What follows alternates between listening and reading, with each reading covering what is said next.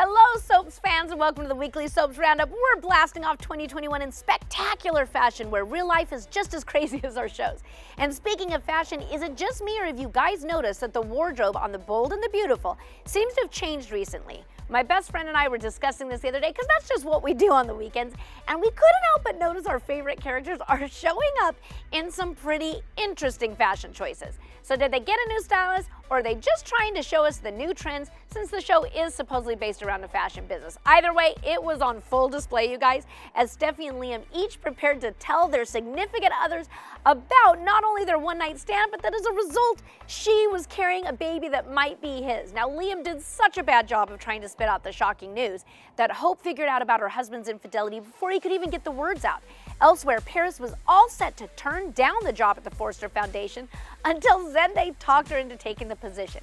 Next thing you know, the two were sharing, you guessed it, their first kiss. Pretty sure Zoe's not going to be thrilled about either of those developments. Coming up, Finn and Liam, aka the two men in Steffi's life, are about to have it out, and you know we love a good fight scene. Over on Days of Our Lives, John and Steve found out that Ava had another son and realized he was probably the one who'd raped Allie. Now, Rafe found a bound and gagged Ava on the floor of Charlie's apartment and drugged out of her mind. Now, as Gwen's lies and manipulations began to unravel, a fed-up Abigail fired the nanny. But Gwen warned Chad that if he didn't figure out a way to keep her in the mansion, she'd spill the beans about what really happened between them on New Year's Eve. Very, very clever.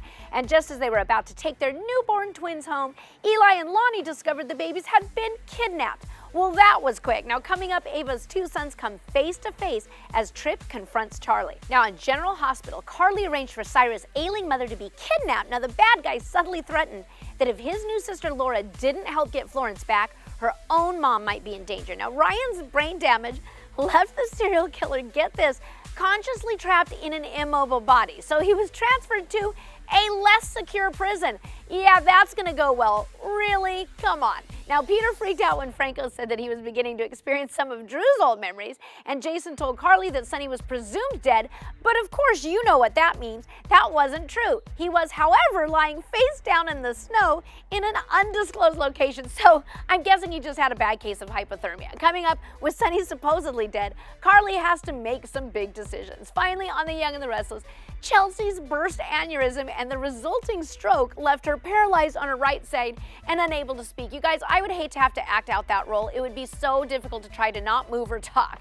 Thanks to Kevin, Phil has found out that Victoria had tried to cover up an employee's embezzlement scheme at Newman Enterprises. And when Amanda reached out to her birth mother, Naya, her half-sister Imani lashed out at Amanda for being a con artist and warned her to stay away from her family.